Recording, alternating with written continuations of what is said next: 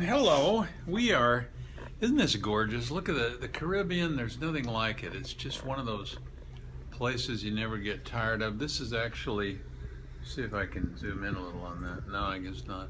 This is actually St. Kitts, a small island that's got a big future, don't you think? It does. We've been over all day, having fun over there, snorkeling. What are they called? Boards? Oh, paddleboarding. And sitting in the sun. And then I went on a Jeep safari. Linda's a Jeepster. It was awesome. She was out there. They have renovated a lot of roads there, and they're building a golf course, and it's so fun. We've got a nice little ship here with only 350 people on board. Yeah, it's a small cruise ship, but you know, the reason we're here is to meet and speak with parents and marriage partners about their families. There's nothing like getting into that kind of thing and thinking about what matters. No, that's going to make people dizzy. That's cinema verite, honey. No. And what we ended up talking about today, I just think it was so interesting. Family traditions and family rituals.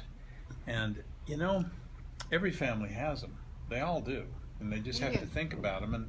And our message or our admonition was to enshrine them more. You know, treat them as though they were the glue that holds your family together, because they really are.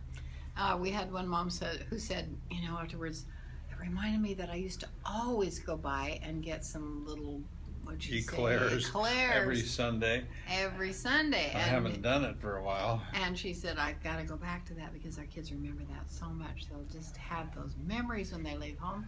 Yeah. And it is true. I mean, I don't know if it's just eclairs, but any family tradition that you do, whether it's a birthday, Christmas, Hanukkah, Thanksgiving, is really a good idea. I told the story, I'll tell it real briefly here, that I think the first time I really understood how powerful traditions are, and we'd had them for a long time, all families do. Like I said, we had one on my birthday in October where we would rake up big piles of leaves and we'd jump in them and we'd bury each other and we'd stuff them down each other's shirts and so on. And I thought the kids would outgrow that as they got a little more mature, but it just got bigger.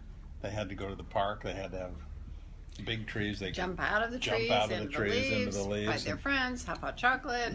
But here's the so you know kids will preserve the traditions, but where I really finally got it was the first year that two of our kids were gone. And our oldest son had gone away to college, and what are you doing? I just want you to be on this so that you can tell the story. And the daughter, the oldest daughter, was in an orphanage working in Bulgaria as a volunteer. And so it was the first birthday I'd had where they weren't with me, and I felt a little melancholy.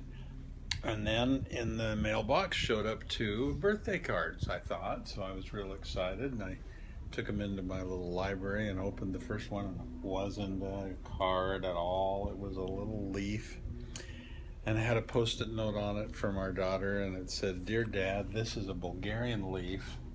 I honored your tradition. Some of the orphans helped me honor your tradition." And then the P.S., "Dad, don't forget, just because I'm far away, I'm still part of our family." And I thought, wow, that's what traditions are. By the way, I opened the second one, and it was from Josh, our son, and it had a leaf in it too. And they hadn't talked to each other. Of course, there was no note, because that was a boy, just a leaf. The leaf falls out. I can see Josh thinking, I'll send Dad a leaf. He'll know what it means. Once, remember, Noah sent a coconut from Hawaii. Oh, that's right. He said, there's no autumn leaves here, but have a coconut. And so it is really just a nice way to remember the great times we had together. Ooh, Linda, there's the sun. The sun is coming out. The sun is setting over there. But I think our advice, we're not trying to do advice here. We're just trying to keep track of what we're doing and saying to people. But take those traditions seriously, and the family rituals, the way you do Sunday dinner, everything. All this matters to kids, and it builds a strong culture.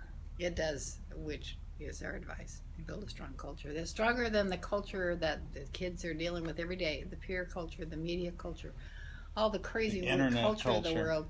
It is really hard, and the best way you can do it is just establish some great family traditions. In fact, everything you can do to sort of enshrine your family traditions, family song, family mission statement, family Linda's doing this off camera. Family, flag, everything, right? I think they get the idea. We love it, though. It's what keeps our family together. It's the glue that keeps them together forever. So good Go luck. do it. You've got family traditions. They're great.